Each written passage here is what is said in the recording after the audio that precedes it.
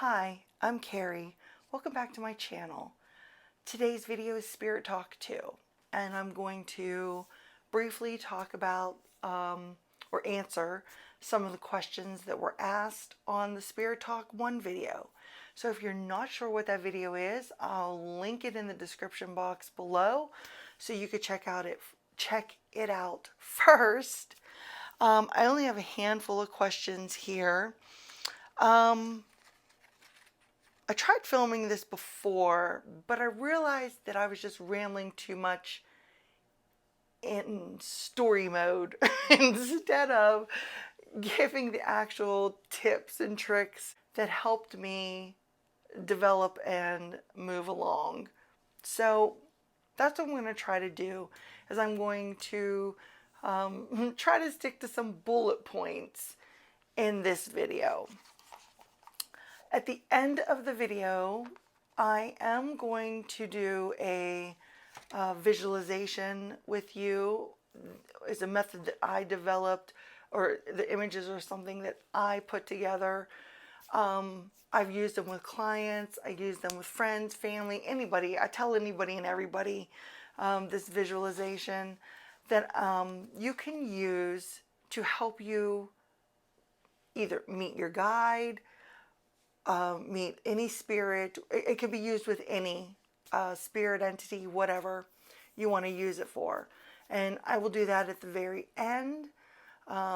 So in case you don't want to hear this and you want to hear that, you can skip to that.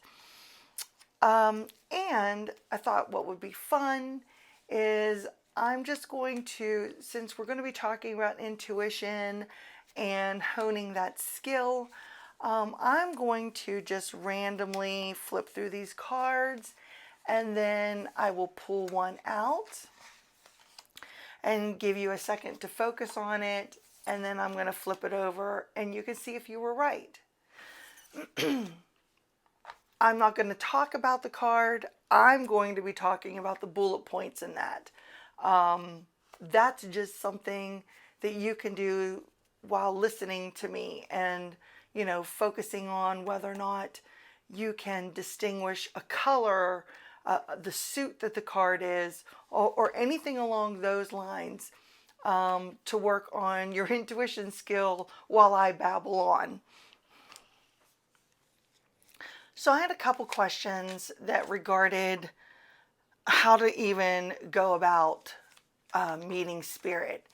And the thing that I'm going to tell you is that you need to develop your intuition. Different spirits come in different ways and come with their own personalities. So you want to learn to feel and understand that energy. And the best way to do that is by developing your intuition. So what I did was I would do exercises for psychic abilities. And the book that I started with is here, The Psychic Pathway by Sonia Choquette. This is old. It's from 1994. I got it in the late 90s. And I worked through some of the exercises in there. I worked on tapping into my intuition, psychic abilities, whatever you label you want to put on them, for 2 to 3 years in the very beginning. Now, I was also messing around with oracle cards. I wasn't into tarot at that time, but I was messing around with oracle and trying to work with my spirit guide. But one of the things I had to do in order to work on my intuition and actually receive messages from my spirit guide was to take down the blocks, because I had that fear built up in me since childhood. So I would sit in meditation and work on it. I would develop mantras to say during the day and to say before I was working with my guide, or during oracle readings or whatever. And the mantra was, I am safe, I am protected, I am in control, and I open myself up to receiving messages from Spirit. And the key to that whole entire mantra, besides being safe and protected, was the I am in control. You are in control of this whole thing. You have control of who you want to bring forward and let into your space. So that flows kind of into psychic defense and protection, which was also asked. And then I'll get back to a couple of the exercises that I did to open up. I spent the beginning creating like talismans, pouring all my energy into crystals, objects, bracelets, necklaces, whatever that I could have on my person as a form of protection. Now, it's the same thing if you're pulling in energy for manifestation or doing energy and spell work. It's the same concept. You're holding that object and you're setting an intention for it, fueling it with the energy of that intention. And then the more you wear it for that purpose, the more solidified that intention becomes in that object. So that's what I did in the beginning. Then during one of my meditations with my spirit guide, I met this other entity who called themselves my gatekeeper. And I realized that they were there and they kind of were the ones that would let the spirits through that needed to come through, and were discerning as far as what else could come in. So I worked on calling them forward. I don't call them forward anymore. Sometimes, you know, if I happen to feel something uneasy or whatever around me, I don't get stressed out about it, and I may call my gatekeeper in then, just so I can explore whatever energy is there around me. But now, when I do my thing, I actually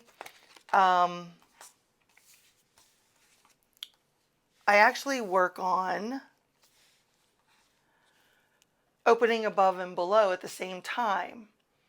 And I ground. I always ground before every single reading, before any work with major work with spirit, ancestors, and that kind of thing. So I open to above and pull down a cone, cylinder, whatever, wrap it around me. As I'm doing that, I'm picturing roots and I'm grounding to Mother Earth. And then I see a channel, and I've got energy flowing through me from below and energy flowing through me from above simultaneously. I do that for every single reading. And that, for me now, in this time and space that I'm in, is enough for me. Enough protection for me, enough security for me. And I feel completely fine with all of that. So if you're worried about anything, you need to figure out what's going to work best for you, and, you know, feeling secure in that. What I did as far as exercises, like I said, I did the exercises in Sonia Choquette's book. Some of them resonated, some of them didn't. I don't know if I said that already. But then I would also do energy exercises, which you guys could use tarot. There's colored oracle cards in that now. I didn't have that then. I would use just index cards. Some of the index cards I drew shapes on. Some of the index cards I wrote the names of colors on in their actual color. And then I would scramble them up and I would try to feel that energy with my hand. And I would hold my hand over the card, and did it feel warm? Did it feel cold or neutral, or, you know, things like that. And then I would try to picture that color in my mind. I did this all the time, all the time. Now, I was working full time during this period, but I would do it in the evenings. And I kept journals and I would make notations of when I was right, when I was wrong, and why I was wrong. You know, did I see like a flash of blue and then a flash of yellow, but because my mind kept saying yellow, yellow, yellow, I ignored the blue, that kind of thing. I would make notations about that. One of the other exercises I did, I would watch like a celebrity journalism type show every evening. And if they would start to talk about a couple on there, I would like mute the TV quickly and or change the channel, and then I would write everything down I could write about this couple that I was feeling in that moment. And then, because they always repeated their stories, they always did. And then I would go back to the show and I would see if any of the keywords that I had wrote down were said or pertained to them or anything along those lines. I did it with news stories, like I said, celebrity stories. I did that a lot. I have multiple notebooks filled with things where I did that. Another thing I did to help tune into my intuition was the phone game. Everybody has caller ID now right on their cell phones. The caller IDs that you had back then was this separate little box that had to plug in to the phone. It was this little tiny white box. Now our caller ID pops up on our TV and everything else, or like if it's on our cell phone, it pops up on there. Is anybody here old enough to remember the separate boxes that had the caller IDs? So anyway, I would try to determine who was calling before I answered the phone, you know, and I would try to do it very quickly because you didn't want the phone ringing forever. So I would try to get it by like the third ring of who was calling. Oh, this was another good one. I did this a lot in the beginning. I would, if I was going to call my mother this evening, I would get a piece of paper and I would focus on our conversation of like me talking to her. And I would see what words, phrases, pictures, whatever came to me. And I would write them down in my notebook, piece of paper, whatever. And I would write them down. And then during the conversation, I would see what she said. Did she say any of these words? Were they referenced in some way? Not where I was pushing her to say them, but just, you know, they came out on their own. I love doing that. That was my favorite one to do. I would do the same thing because my husband and I worked different shifts at that time. And so we would only see each other at a certain part of the day. And I would do that, write down like words of what I thought he was going to mention to me or tell me, and then reference back to it. And if I was wrong, I would think about why was I wrong? Was because I was pushing something, because I wanted something to be talked about, you know, so I could get a different idea of how things felt, you know, where certain things felt in my body when I was getting certain images or certain words in, how it was making me feel, and what was happening that was maybe making me doubt those images or doubt those words. If you are wanting to open up and you are wanting to hear spirit, I'm going to tell you to hone your intuition. That's really what needs to be done. And even if you don't end up talking to spirit, honing your intuition, I think, really helps in card reading also. But when you do it with spirit, spirit and you're not using cards, it's a little bit different of a feeling, and I don't know how exactly to put that into words. So, are you playing along? How many of you got right so far? You can let me know in the comments. What else was asked? Okay, so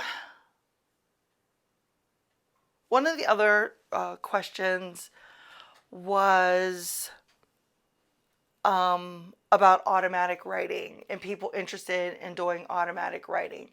If you don't have a lot of fear built up to it, I encourage everybody to try it out and see how it feels for you. When I do automatic writing, I use a pen because I put almost hardly any pressure on the page whatsoever. I try to make sure the pen is nice and free flowing and, you know, doesn't stop on me. I tried using pencil before, but the writing is just too light. When I do it, I form a question and then you start making like loops on your page and then relax your hand and see what comes out. If you don't know what spirit you're talking to, ask.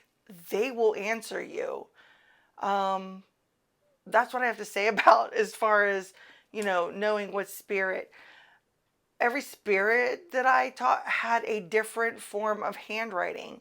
Some wrote very large, very large.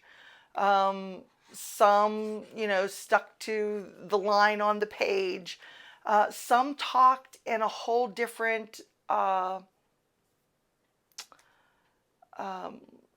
not dialect, but like a whole different form of grammar almost, not like how I speak. You know, more proper English. They speak differently. Like angelic energy has a way different feeling and mannerism in their speech than me talking to a deceased relative. Same thing with my guide. It has a whole different voice than like an earthly spirit or whatever. Something I am going to say with automatic writing is don't force the word. So let's say you're asking, you ask a question to spirit, and what they're trying to tell you is that you need to move into flow. But you get the word move, and then maybe the next part of the word that you get is just FLOW, and you're like, oh, spirit wants me to move the flowers. What flowers are they talking about? Where do I need to, you know, because you may try to push that word through, and because that's what our brain does. It tries to finish the sentences for us.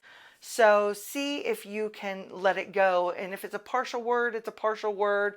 And then, you know, maybe that energy or connection between you and that spirit wasn't grounded enough or strong enough or whatever for you to receive that message. But just, you know, you could try it out and let me know if you tried out and how it worked for you, or maybe what you had difficulties with. Let me see. I don't think I have anything else about automatic writing.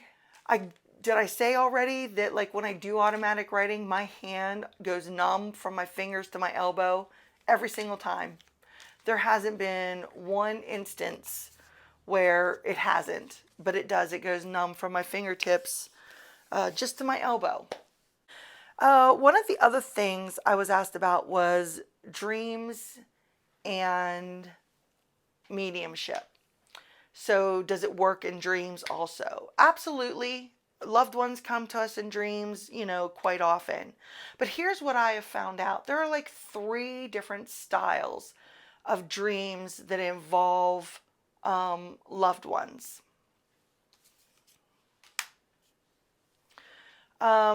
There is the visitation where, you know, your loved one comes and They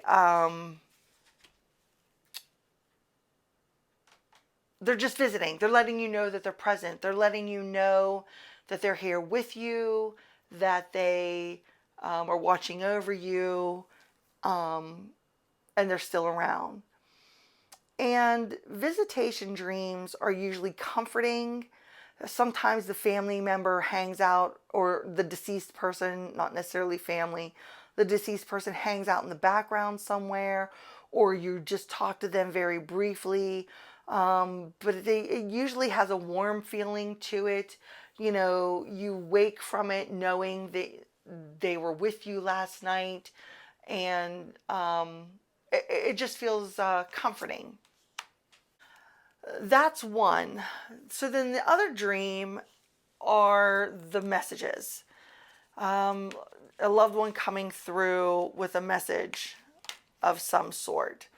And those ones can be a little bit more difficult. And the reason I say that is because those dreams can entail a lot, or it can entail symbolism that you don't quite understand, or different things along those lines. And to navigate that, my advice would be, when you wake, before you try to analyze it, just write down what happened. Don't add to it. If your loved one was handing you a box that was red in color, I would write that down. I was handed a box that was red. If you opened the box, you could write that down. If they said a word or a phrase to you, write that down. But don't analyze it. Just write down exactly what's in the dream, however it happened. And the reason I say don't analyze it is because we will then put our own spin on it. So if you're just writing it down as it happened, then you can go back after everything is there, and then you can analyze it. But if you're starting to analyze it and process it beforehand, then we tend to alter the events of what occurred in the dream. And to do that, you need to have pretty good dream recall. If you're going to do anything like that and where they're visiting you, then make sure that you just write down exactly what happened and then go back and look at it. The last dream is a processing dream, and that's usually when you've been triggered in your life, something from the past with that person. And then we have these dreams. You think the spirit's angry with you. 9 times out of 10, that is not the case. It is you processing something from your past that, you know, really hasn't been put behind you yet. I had where a person was constantly feeling like their mother was angry with them.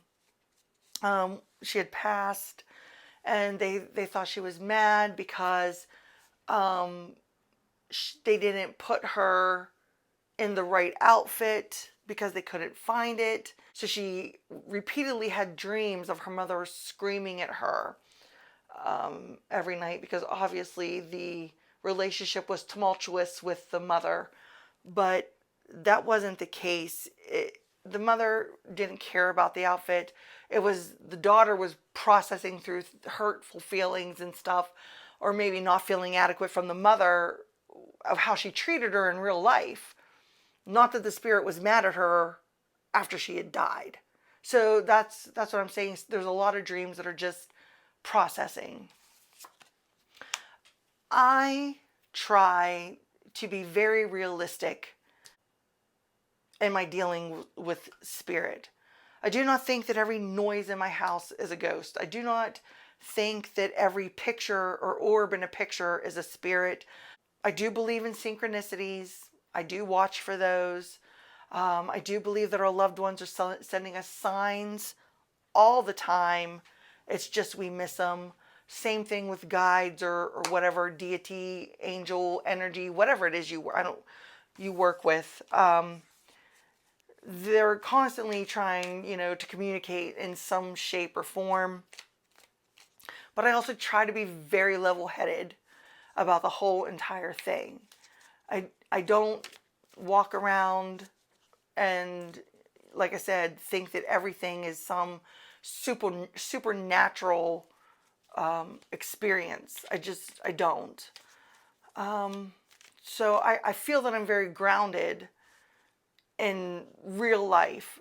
I mean, my son didn't even know what I did until he was a teenager. I never told him.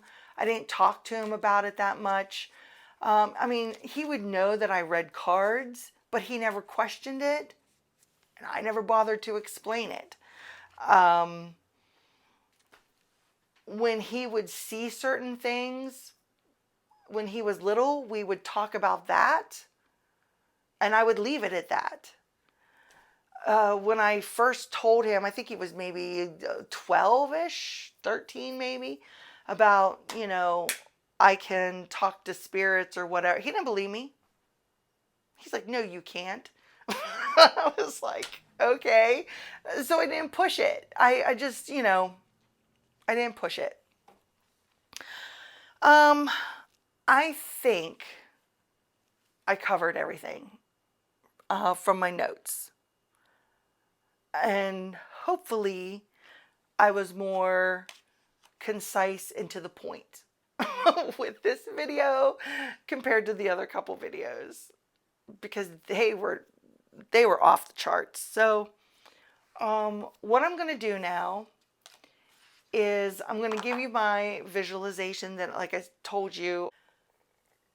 So you can use this visualization to meet your guide, a spirit, loved one, whatever that you want to meet.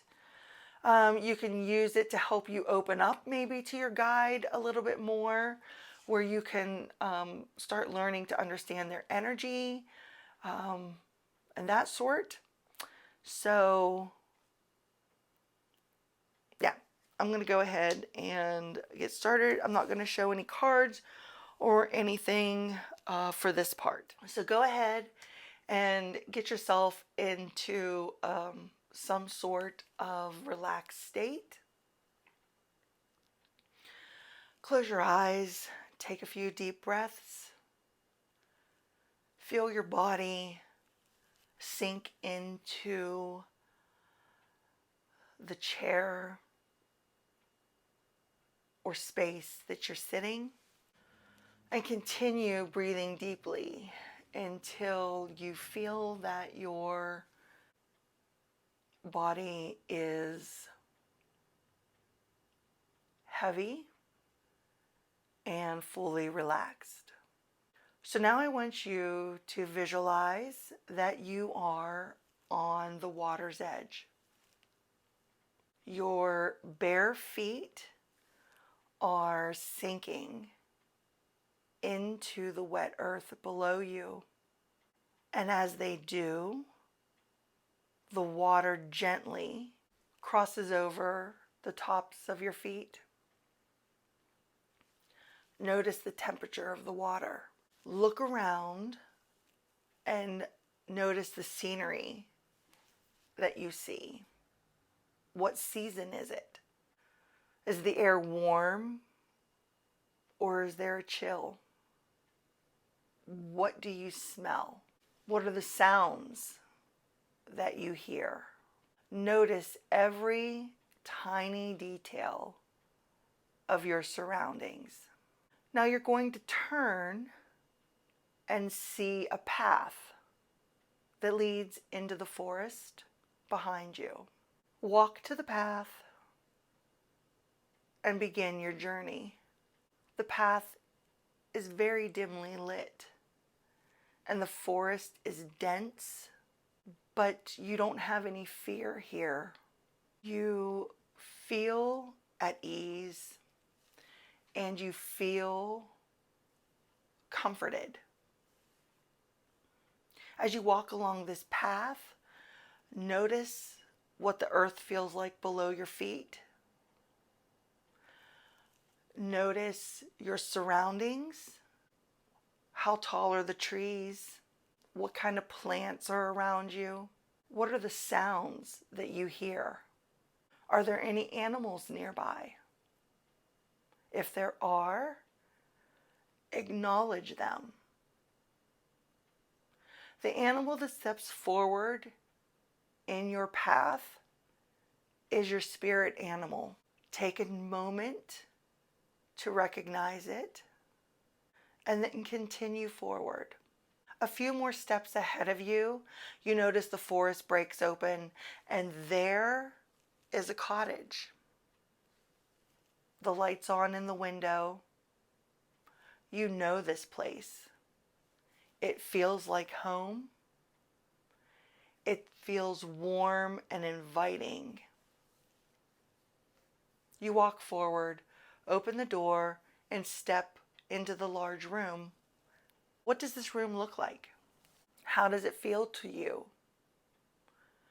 What are the smells that you are noticing and the sounds that you are hearing? As you're looking around, you notice a fire is lit. In front of the fire are 2 chairs. Walk over to the chair on the left and have a seat. It is here that you will meet spirit. As you sink down into this chair, you feel safe, secure, and protected. Turn to your chair on the right. Who do you notice sitting beside you? Is it a loved one? Is it your guide? If you're unsure who the spirit is, ask them their name. Pay attention to how they look, how you feel when you talk to them. Ask them why they're there. Ask them where they're from. Ask them if they have any messages for you. Notice every detail about the conversation. Are they speaking to you with words? Are you hearing sounds? Are you seeing symbols? Is the temperature around you changing? Do you feel a certain sensation in your body?